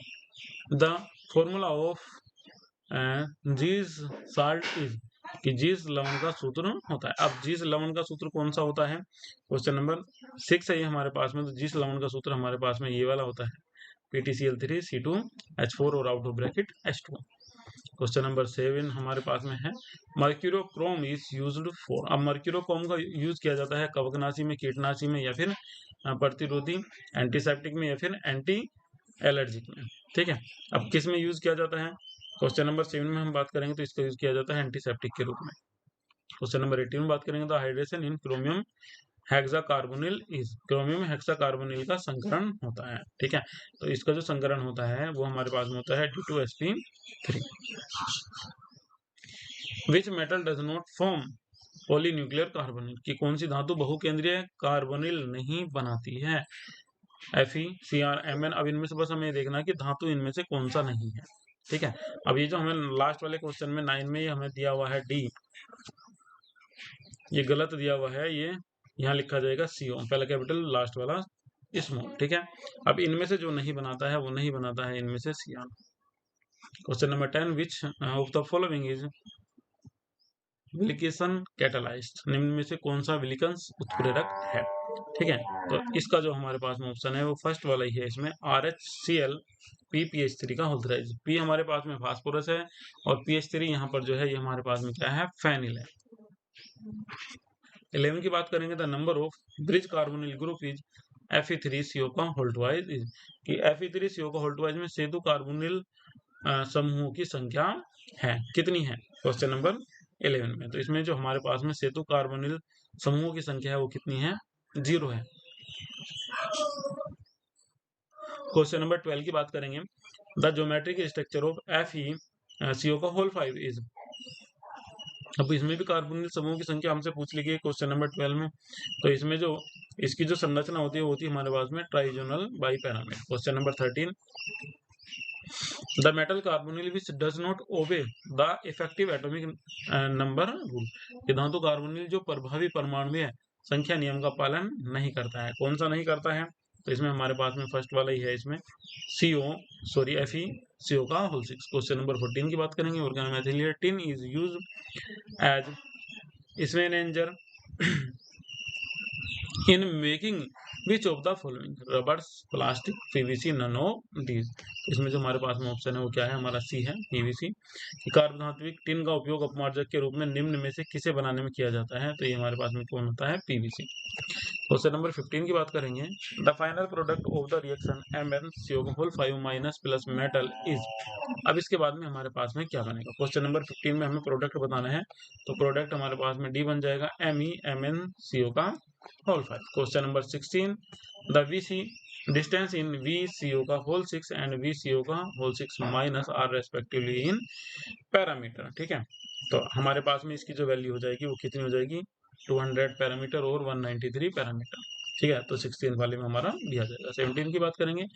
विच one of the following statement is correct regarding the bonding of PT and C2H4 is Zeise's salts. अब इसमें जो हमारे पास में ऑप्शन है, कौन सा हमारे पास में? क्वेश्चन नंबर 17, तो it involve pi donation from pi orbital of alkene into vacant metal hybrid orbital. ठीक है, ये हमारा इसमें बी ऑप्शन सही आ जाएगा। निम्न में से कौन से कथन में जिस लवण में के आबंधन के लिए सही है? तो ये हमारे पास में इसमें बी ऑप्शन इसका क्या है? सही है। क्वेश्चन नंबर 18 की बात करेंगे। Which of the following pairs of compounds has the same EN value but does not ओबे सिडविक EN रूल? की यौगिकों के निम्नलिखित युग्मों में से किसमें EN का मान समान है लेकिन यह सिडविक के EN का पालन नहीं करता है? क्वेश्चन नंबर 18, तो इसमें जो हमारे पास में जो बी वाला ऑप्शन हमारे पास में दिया हुआ है ये, ठीक है, इसका सही आंसर है। ये क्या है? समान है लेकिन ये सिडविक के EN रूल का पालन नहीं करता है। क्वेश्चन नंबर 19 है। Which one among the following is not an organometallic compound? अब इनमें से ऑर्गेनोमेटेलिक कंपाउंड हमारे पास में कौन सा नहीं है? ठीक है, ट्राइमेथिल बोरोन, मेटल और कार्बन के बीच में बॉन्ड है। ट्राइमेथिल एल्यूमिनियम इसमें भी होता है। ब्यूटिल एथिल मरकरी इसमें भी होता है, मगर ट्राइमेथिल और वो बोरेट के बीच में नहीं होता है, तो इसका ऑप्शन हमारा डी है। क्वेश्चन नंबर 20 की बात करेंगे। Which one of the following organometallic compound is fungicide? ठीक है, फफूंदी नाशक होता है। कौन सा कार्बधातु यौगिक इनमें से फफूंदी नाशक होता है? तो ये हमारे पास में है C2H5HgI। ये फफूंदी नाशक होता है, फफूंदी को नष्ट कर देता है। 21, which one of the following metal carbonyl is prepared by the direct reaction of finely divided metal with CO? निम्न में से कौन से धातु कार्बोनिल को चूर्णित धातु तथा CO की प्रत्यक्ष अभिक्रिया द्वारा बनाया जा सकता है? फर्स्ट है VCO का होल 5, CrCO का होल 5, FeCO का होल 5, इनमें से कोई नहीं। तो इसमें हम जो बना सकते हैं, इसे हम बना सकते हैं FeCO के होल 5 को। Question number 22, dialkyl fluoride of aluminium exist in form. अब एल्यूमिनियम का जो डाईएल्किल फ्लोराइड है वो किस फॉर्म में होता है? ठीक है, मोनोमेरिक, डाइमेरिक, ट्राइमेरिक या फिर टेट्रामेरिक। ठीक है, तो इसमें जो होता है किस फॉर्म में होता है? ये होता है हमारे पास में टेट्रामेरिक फॉर्म में। 23 की बात करेंगे। The correct order of CC bond is length. अब CC बॉन्ड की लेंथ होती है किसमें? C2H4 एंड PtCl3 C2H4 में अबंध लंबाई का सही क्रम है। कौन सा है भाई हमारे पास में? A इक्वल टू फर्स्ट और सेकंड दोनों इक्वल हैं। फर्स्ट ग्रेटर देन सेकंड या फिर फर्स्ट लेस देन सेकंड और मोर डाटा रिक्वायर्ड। ठीक है, कि अधिक आंकड़े चाहिए। इसमें से हमारे पास में जो ऑप्शन आ जाएगा 33 वाले में, वो हमारे पास में है इसमें सी की जो A है वो लेस देन होता है किससे? फर्स्ट वाला लेस देन होता है किससे? सेकंड वाले से। Question number 24, organo aluminium compounds are used in the synthesis of the following. कार्ब एल्यूमिनियम यौगिकों का उपयोग निम्न के संश्लेषण में होता है। किसके संश्लेषण में होता है?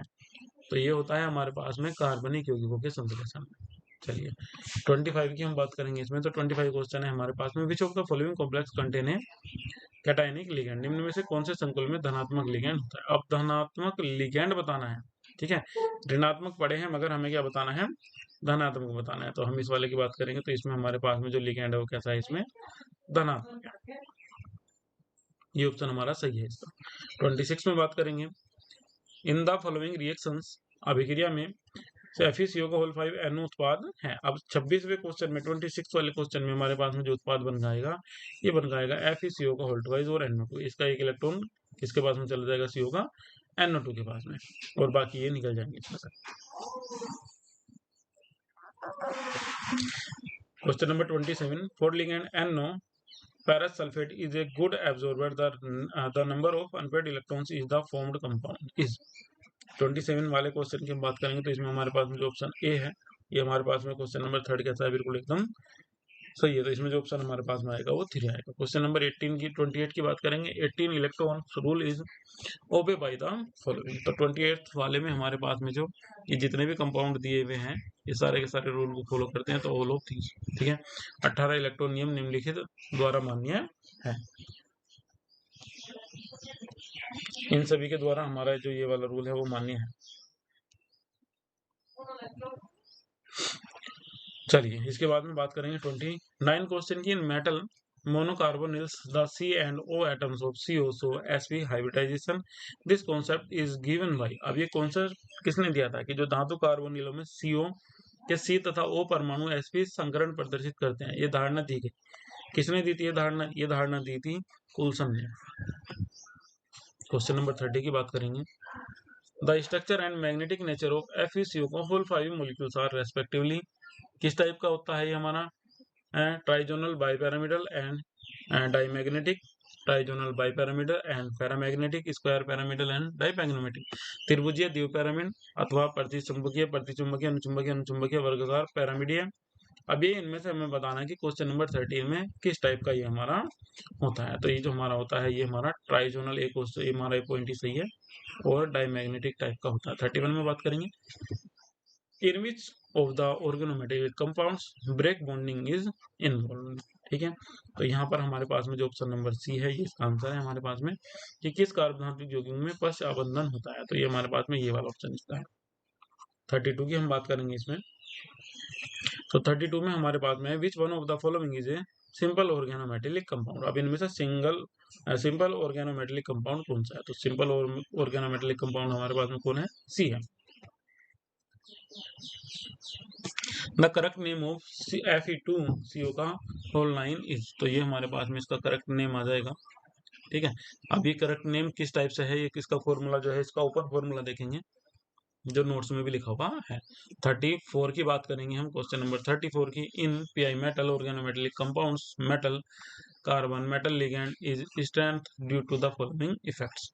कि पाई धातु कार्बधात्विक यौगिक संकुल यौगिकों में पाई धातु कार्बन आबंध निम्नलिखित प्रभाव के कारण शक्तिशाली होता है। पश्च आबंधन प्रभाव, पश्चकर्मी प्रभाव, जीमान प्रभाव और उपरोक्त में से कोई नहीं। तो 34 वाले में जो हमारे पास में है ये हमारे पास में जो बी है सिनेर्जेरिक इफेक्ट, संकरणिनी प्रभाव, ये हमारा ऑप्शन एकदम बिल्कुल एकदम इसका सही है।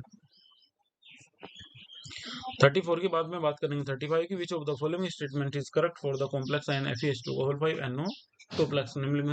निम्नलिखित में से कौन सा कथन संकुल आयन इतने के लिए क्या है? सही है, यह एक अयुग्मित इलेक्ट्रॉन के कारण अनुचुंबकीय है। अभी हमारे पास में 25 वाले में एक पूछ लिया, नहीं एक से ज्यादा है।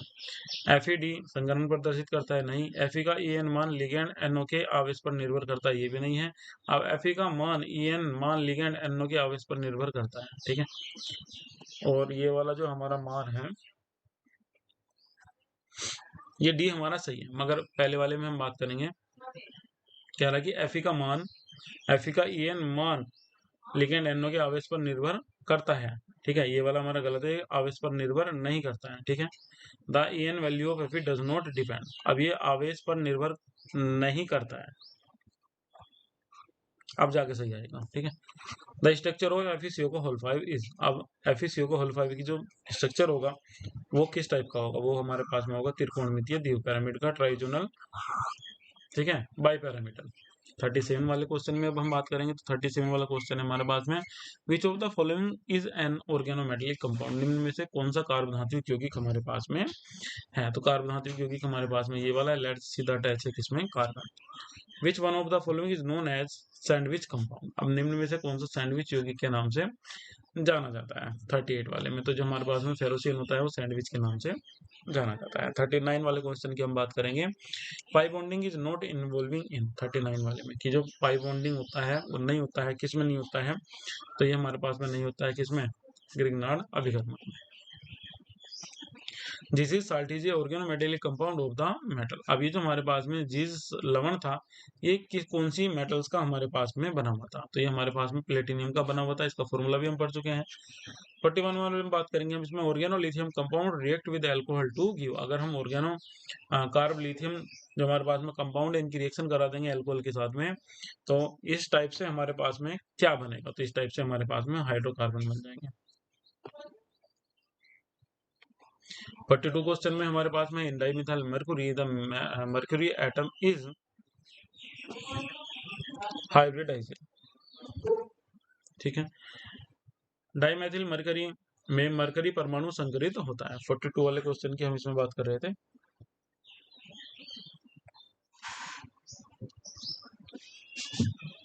डाइमेथाइल मरकरी में मरकरी परमाणु संकरित होता है। अब हमें संकरण बताना है इसमें कि sp2 संकरित होता है या फिर sp3 होता है या फिर sp होता है, तो sp ही होता है, ये वाला हमारा ऑप्शन सी इसमें सही है। 43 की बात करेंगे, the effective atomic number of nickel is NiCl का CO का होल 4 इज, ये जो इफेक्टिव एटॉमिक नंबर है NiCO के होल 4 में वो हमारा कितना होता है। क्वेश्चन नंबर ये हमारे पास में है 43, तो 36 होगा, नेक्स्ट इनर्ट गैस के इक्वल हो जाएगा। 44 की हम बात करेंगे, which of the following is a bridge carbonyl, कि निम्न में से कौन सा सेतु कार्बोनिल है, तो इसमें हमारे पास में जो ये दिया हुआ है हमें FeCO का होल 9, ये हमारे पास में क्या है, सेतु कार्बोनिल है। 45 वाले क्वेश्चन में हम बात करने वाले the oxidation state of nickel in NaCl का होल 4, इसमें क्या होता है, 0 होती है। 47 वाले में बात करेंगे, क्योंकि अब 0 कैसे होगी इसे भी आप समझ लीजिएगा, कभी कभी दिमाग से बाहर निकल के जाए तो ध्यान रखिएगा। CO पे चार्ज 0 होता है और टोटल चार्ज कितना आ रहा है इसका, 0, इसका मतलब यहाँ Na ने कोई भी प्लस इसे नहीं दिया है, ठीक है। ये हमारा 46 भी हो गया है इसमें, ठीक है। 46 का हमारे पास में कौन होगा, CO का। संक्रमण हमसे पूछ रहा है। कंप्लीट द रिएक्शन, अब ये रिएक्शन हमें कंप्लीट करनी है, अभी क्रिया को पूरा करना है किसमें, 40 नंबर क्वेश्चन नंबर 47 में। अब हमसे ये पूछ लिया गया है कि जहां हमारे पास में ये क्वेश्चन मार्क लगा हुआ है इसमें हमारे पास में क्या लिखा जाएगा, तो हमारे पास में ये लिखा जाएगा यहाँ पर 2Fe3CO का होल 12। क्वेश्चन नंबर 48 की बात करेंगे, फेरोसिन इज, फेरोसिन इनमें से हमारे पास में कौन सा है, जिसे हम क्या बोल देंगे, फेरोसिन। तो ये जो हमारे पास में बी में लिखा हुआ है, बी ईटा की पावर 5 C5H5 का होल 12, ये हमारे पास में क्या है, फेरोसिन है। 49 क्वेश्चन की बात करेंगे, CH3MgBr is organometallic in nature due to the presence of, अब इसमें किसका मेटल का बॉन्ड बनता है, Mg का और C का बनता है, ठीक है। तो ये हमारे पास में इसमें बी ऑप्शन सही आ जाएगा, Mg और C का बॉन्ड है, तो इसमें हमारा बी सही है, ठीक है। 50 वाले क्वेश्चन की बात करेंगे, द TEL का मीन्स भी समझिएगा आप, TEL तो आप समझते होंगे इसका मीन्स क्या होता है, टेट्रा इथाइल लेड, ठीक है। तो ये हमारे पास में इसका डी ऑप्शन एकदम बिल्कुल एकदम सही है।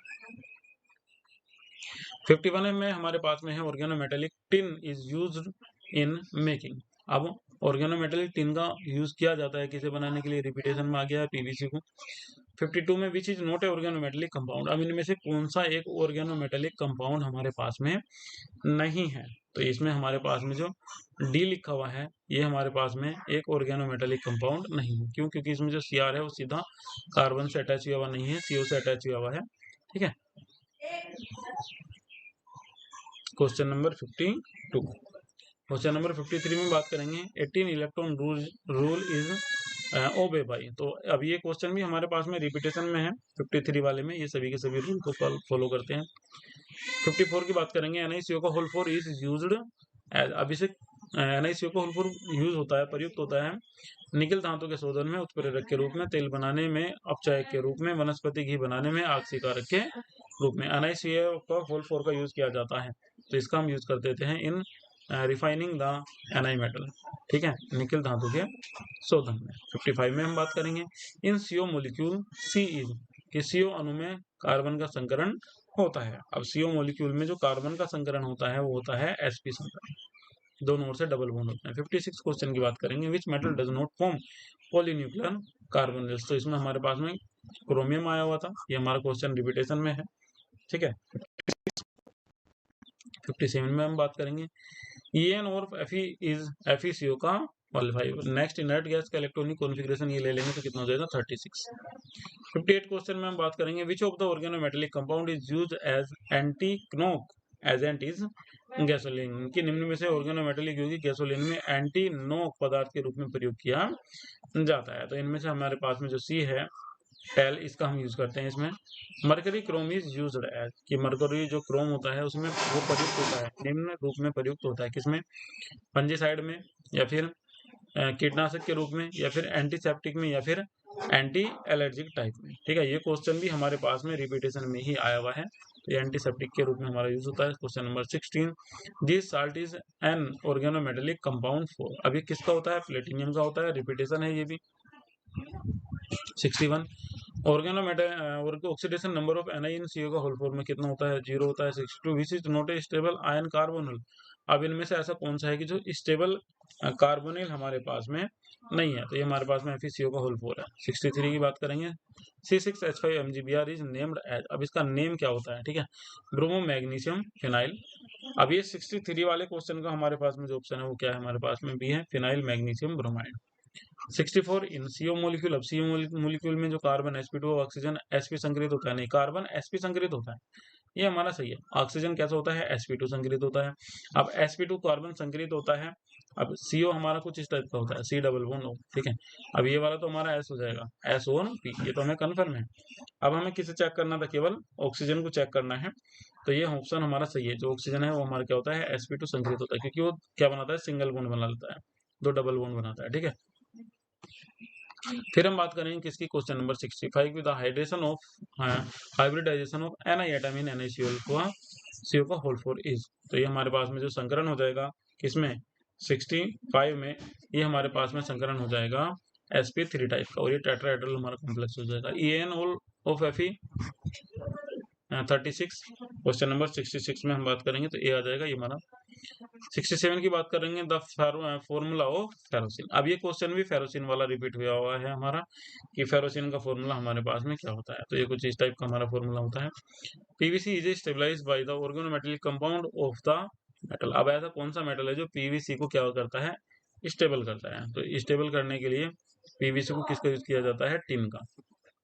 69, which of the following organometallic compound is used for the antiknock agent in gasoline. अब फिर दोबारा से सेम क्वेश्चन रिपीटेशन में ही हमारे पास में आया हुआ है, तो इसमें टेल का यूज करेंगे, ठीक है, टेट्राइथाइल लेड का। क्वेश्चन नंबर 70 की बात करेंगे कि मर्क्यूरोक्रोम इज यूज्ड एज, मर्क्यूरोक्रोम का यूज किया जाता है, फिर रिपीटेशन में है। 71 में हम बात करेंगे, which of the following metal does not form the polynuclear carbonyl, repetition कौन सा फॉलो नहीं करता है? क्वेश्चन नंबर कि निम्न कार्बोनिल के स्थायित्व के संबंध में 18 इलेक्ट्रॉन का नियम लागू होता है, ठीक है। किसके लिए लागू होता है? संक्रमण धातुओं के लिए लागू होता है, या सभी के लिए लागू नहीं होगा। 73 में हम बात करेंगे, which of the following is an organometallic compound, अब इनमें से कौन सा ऑर्गेनोमेटेलिक कंपाउंड है, केवल हमें ये बताना है, ठीक है। तो ये लास्ट वाला हमारे पास में आ जाएगा। द स्ट्रक्चर ऑफ FeCO का होल 5 इज अष्टफलकीय, पैरामीडिय, चतुष्फलकीय, वर्ग पैरामीडिय, या फिर त्रिकोणमितीय पैरामीडिय। अब अगर हम 74 वाले में बात करेंगे तो ये क्वेश्चन भी हमारा रिपीटेशन का है, त्रिकोणमितीय पैरामीडिय ये हमारे पास में आ जाएगा। अब हमारा जो चैप्टर नंबर यूनिट 3 का 6 है, ठीक है, यूनिट हमारी कौन सी है? 3 है,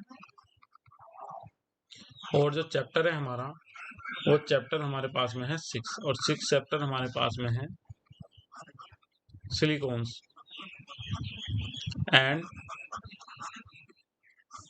फॉस्फोजीन्स, फास्फाजीन्स। चलिए इस वाले चैप्टर को भी क्लियर कर लेते हैं अपने साथ साथ ही, और इसमें जो हमारे पास में हमें फर्स्ट क्वेश्चन मिला हुआ है, क्वेश्चन नंबर चैप्टर नंबर 6 में, इन साइक्लोफॉस्फाजीन NPX2 का whole thrice X equal to FClBr CH3 the strength of PN pi bond various the X is the order, ठीक है, कि जो साइक्लोफॉस्फोजीन होता है इसमें में PN पाई बंध की शक्ति का क्रम X के साथ होगा। क्या क्रम होगा? सबसे ज्यादा एनर्जी किसकी होगी? तो सबसे ज्यादा एनर्जी F की होगी, साइज में छोटा होगा, फिर ClBr, और फिर बाद में अगर आई होता है आ जाता, मगर इन्होंने दे रखा है CH3, तो CH3 सबसे बाद में चला जाएगा। एक सामान्य फॉस्फोजीन का सूत्र होता है। अब एक सामान्य फॉस्फोजीन का जो सूत्र होता है वो होता है PnCl का उल्टवाइज और Cl2। बात करेंगे क्वेश्चन नंबर 3 की, सिलिकॉन रबर बनाया जाता है, silicone rubbers are made from. अब देखिए कई बार लिखा हुआ भी है इस पर, तो जो क्वेश्चन जितनी ज्यादा बार आ रहा है उतना ही इंपॉर्टेंट होता है, ठीक है। तो ये डाई मिथाइल सिलिकॉन पॉलीमर बनाया जाता है इससे। 4 की बात करेंगे,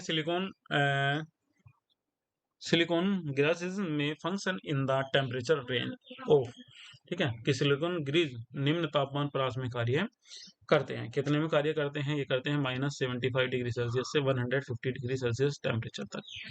क्वेश्चन नंबर 5 की बात करेंगे, और phosphonitrile chloride is used in making. Phosphonitrile chloride का प्रयोग निम्न के बनाने में होता है। क्वेश्चन नंबर हम 5 की बात कर रहे हैं, तो बनाने में किसके होता है? अग्निरोधक वस्त्र के, ठीक है, फायर प्रूफ क्लोथ्स के।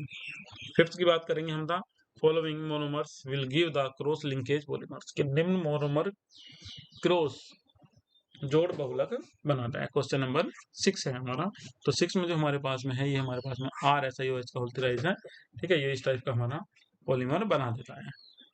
फॉस्फोम इज, अब ये फॉस्फोम कौन सा हमारे पास में होता है? फॉस्फोम हमारे पास में होता है P3N3NH का होल्थराइज। अब क्वेश्चन नंबर 8 बात करेंगे, silicones have repeating unit of. अब सिलिकॉन्स के पास में रिपीटिंग यूनिट कौन सी होती है? R2SiO। क्वेश्चन नंबर 9 है, in silicones the unit SiO is known है। सिलिकॉन्स में SiO यूनिट को कहते हैं, क्या कहते हैं इसमें? इसे हम बोल देते हैं क्या? साइक्लोक्सेन। क्वेश्चन नंबर 10 है, PbCl2 का होल्थराइज मॉलिक्यूल इज। अब जो PbCl2 का मॉलिक्यूल का होल्थराइज है, ये क्या होता है हमारे पास में? ये हमारे पास में एक बेस होता है। 31 की बात करेंगे, most of the cyclotriphosphazenes have the structure. अब इनका किस टाइप का स्ट्रक्चर होता है? तलीय संरचना वाला, चतुष्फलकीय वाला, श्रृंखला वाला, या फिर अष्टफलकीय वाला? तो क्वेश्चन नंबर 11 में इनका जो स्ट्रक्चर होता है वो तलीय संरचना वाला होता है। क्वेश्चन नंबर 12 की बात करेंगे हम इसमें, in the preparation of silicon the chain stopping unit is. अब सिलिकॉन के बनाने में श्रृंखला को बंद करने वाली इकाई है कौन सी? CH3 का होल्थराइज SiCl, CH3 का होल्थराइज Cl2 SiCl2। अब इसमें जो हमारे पास में ऑप्शन है, वो हमारा जो सही ऑप्शन है वो हमारा ए ही है।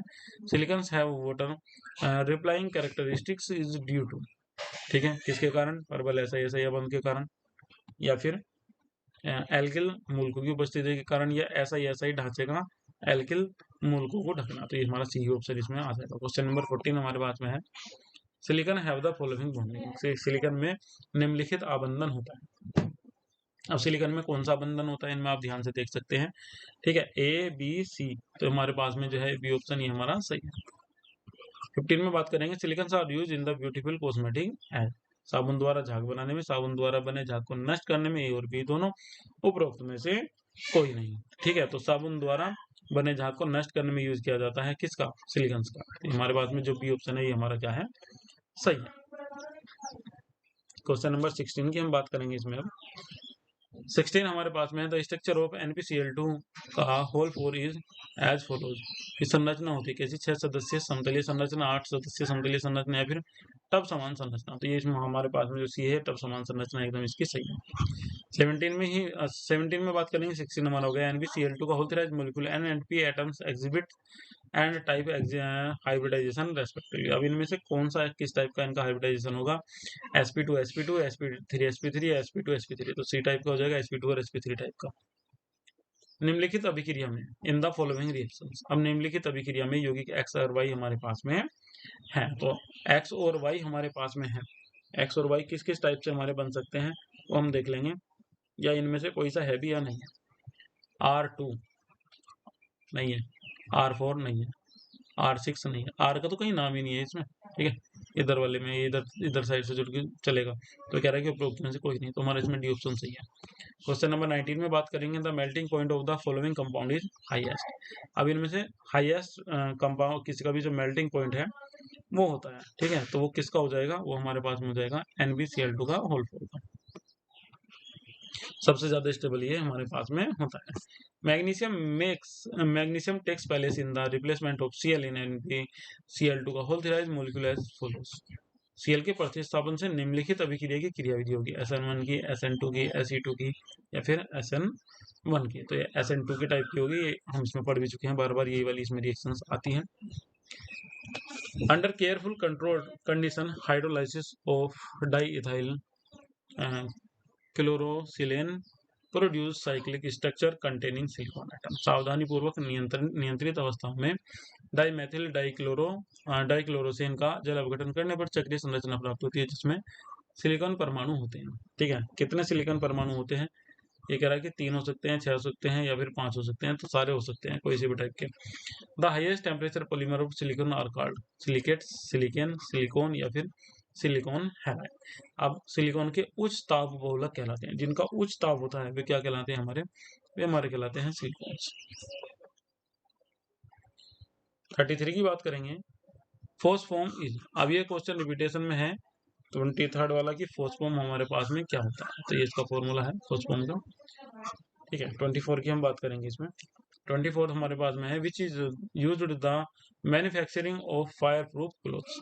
अब फायर प्रूफ जो क्लोथ्स होते हैं वो हमारे किसके बने हुए होते हैं? तो फायर प्रूफ क्लोथ्स फास्फोनाइट्रिल क्लोराइड के बने हुए होते हैं, ये ऑप्शन हमारा सही है। 25 की बात करेंगे, the replacement of Cl atom from PCl part of phosphazene take place by mechanism. कि फास्फीन के PCl भाग से क्लोरीन परमाणु का विस्थापन निम्न क्रियाविधि के द्वारा होता है। कौन सी क्रियाविधि के द्वारा होता है? SN2 के द्वारा। SN2 की ही बार बार बात हो रही है। ठीक है, in the structure of triphosphonitrile chloride the nitrogen and phosphorus atom in the ring are hybridised respectively. अब sp2 और sp3। 26वें वाले में हमारे पास में 27 की हम बात करेंगे, रिपीटेशन का क्वेश्चन है हमारे पास में। ठीक है, the basic unit of phosphonitrile chloride is. अब इसकी बेसिक यूनिट कौन होती है? ठीक है, तो बेसिक यूनिट हमारे पास में होती है PnCl2। इनऑर्गेनिक रबड़। अब हमारे पास में जो है कार्बनिक रबड़ है वो हमारे पास में होती है पॉलीफास्फोनाइट्राइल क्लोराइड। ठीक है, फास्फोनाइट्राइल क्लोराइड एक्ट एज किसके टाइप का? ये हमारे पास में नेचर शो करती है, ये नेचर शो करती है किसके बेस के टाइप का? ये क्वेश्चन रिपीटेशन है। Silicones have the journal formula. अब सिलिकॉन्स का जो जर्नल फॉर्मूला होता है वो कौन सा होता है? R2SiO का होलन। अब 30 वाले क्वेश्चन में हमारे पास में सी सही है।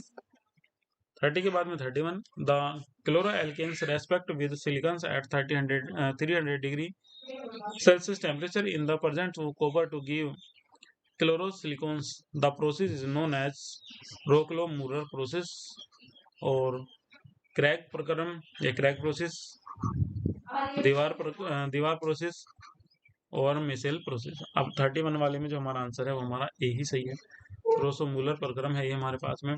32 की बात करेंगे, the following monomers yield cross linkage polymers.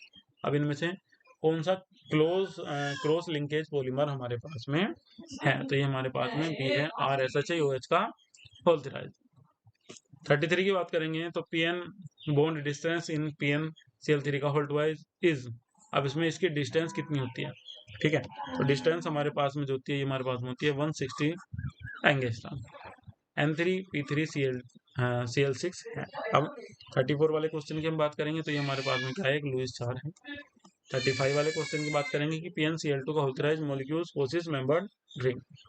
तो 35 वाले में हमारे पास में डी है, 6 मेंबर रिंग हमारी 6 कार्बन इसमें हमारे हो जाएंगे। एक compound of the journal formula PnCl2 का होल्थराइज इस कि PnCl2 का होल्थराइज Cl3 सामान्य सूत्र का यौगिक होता है। जहरीला होता है, जहरीला नहीं होता है, जल में विलय होता है, B और C दोनों होते हैं। तो इसमें हमारे पास में एक कैसा होता है? जहरीला होता है। 37 की बात करेंगे, the polymers are classified on the basis. ठीक है, बहुलकों का वर्गीकरण निम्नलिखित के आधार पर किया जाता है: श्रृंखला की संरचना, एल्किल या एरिल समूह संरचना, या फिर ये सभी। तो इन सभी के बेसिस पे किया जाता है, ऑल ऑफ दो जिसमें हमारा आ जाएगा। PnCl2 का होल्थराइज मॉलिक्यूल इज एसिडिक या फिर बेसिक। 39 हमारे पास में है, सिलिकॉन्स ग्रेसिस में function in the temperature of range -75 से 150 डिग्री सेल्सियस की रेंज होती है। रिपीटेशन का क्वेश्चन है। The bond in the structure of inorganic polymers is. अब जो इनऑर्गेनिक पॉलीमर्स होते हैं इनमें किस टाइप के बॉन्ड होते हैं? ठीक है, ये हमारे पास में है क्वेश्चन नंबर 40। 41 की बात करेंगे, विच has the highest melting point. अब मेल्टिंग पॉइंट जो हाईएस्ट मेल्टिंग पॉइंट था वो किसका था? 4 वाले का था।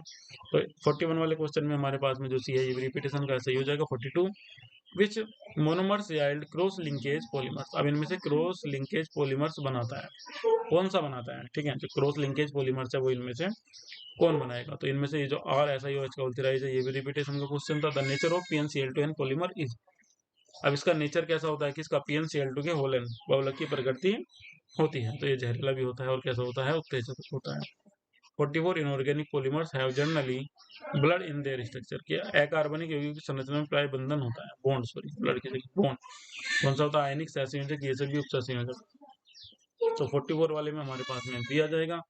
बात करेंगे 55 क्वेश्चन की, तो which of the following monomers yield cross linkage polymers, निम्न में से कौन सा एकल इकाई क्रॉस लिंक्ड बहुलक बनाता है? तो 45 वाले क्वेश्चन में हमारे पास में डी है RSA, उसका उत्तर है। फिर रिपीट हो गया ये क्वेश्चन, ठीक है। अब इसके बाद में जो नेक्स्ट आपकी वीडियो होगी वो भी आपकी आज ही आ जाएगी, ठीक है। वीडियो को लाइक कीजिएगा, ठीक है। और अगर चैनल सब्सक्राइब नहीं किया है तो चैनल को सब्सक्राइब भी कर लीजिएगा। Thank you.